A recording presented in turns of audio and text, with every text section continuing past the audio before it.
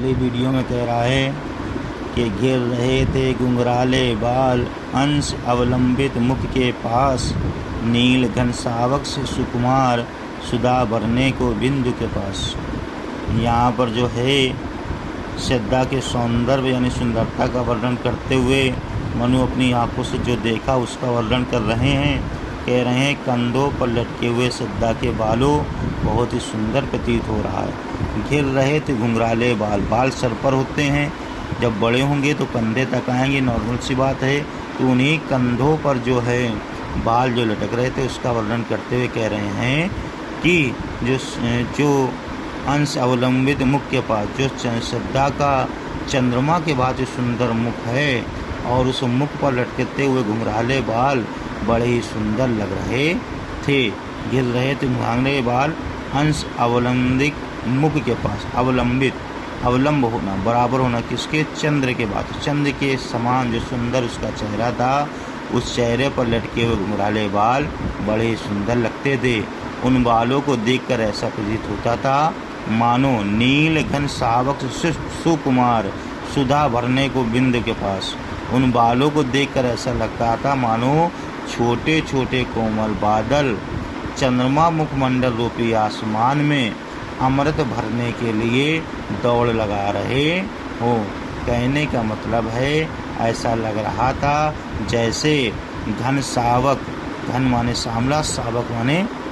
छोटा बच्चा, नीले रंग से, सुकुमार, उनके छोटे छोटे जो सुकुमार हैं, जो बच्चे हैं, किनके, बादलों की बात हो रही है यहाँ पर, ठीक है। वो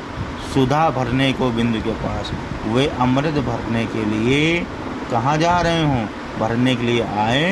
हों, ऐसा लग रहा था। अगर देखा जाए तो उल्टी जो अर्थ लिखें समान वो ये लिखेंगे कि श्रद्धा के कंधों पर लटके हुए बालों का वर्णन करते हुए कवि कह रहा है या मनु कह रहे हैं कि श्रद्धा के चंद्रमा के बाद सुंदर मुख पर लटके हुए बाल बड़े सुंदर लग रहे हैं। उन बालों को देखकर ऐसा प्रतीत होता है मानो छोटे छोटे कोमल बादल के बच्चे चंद्रमा मुखमंडल के पास आकर अमृत भरने के लिए आए हों, और श्रद्धा के उस मुख में जो मुस्कान है वह ऐसी प्रतीत हो रही है मानो श्रद्धा के लाल लाल अदर रूपी कोमल पत्तों पर हंसी रूपी सूर्य की चटकीली मुस्कान किरण आ रही हो। ये यहाँ पर आगे का भाव है। ये इन 4 लाइनों को जो आप अर्थ लिखेंगे वो यही लिखेंगे कि श्रद्धा के कंधे पर लटके हुए बाल इस प्रकार से लग रहे हैं जैसे चंद्रमा रूपी मुख पर लटके हुए बाल इस प्रकार से लग रहे हैं जैसे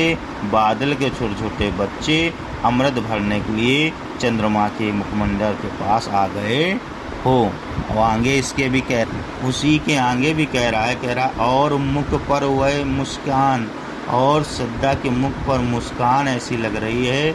रक्त किसले पर ले विश्राम, कि वह विश्राम कर रही हो। किस पर, रक्त किसले, रक्त का मतलब रक्त मुख रूपी, मतलब श्रद्धा के जो मुख पे लालिमा है, जो ओंठ हैं वो लाल हैं, उन लालों को, मुस्कान को देखकर लग रहा है कि वो क्या कर रही हो, विश्राम कर रही हो, आराम कर रही हो श्रद्धा के चेहरे पर।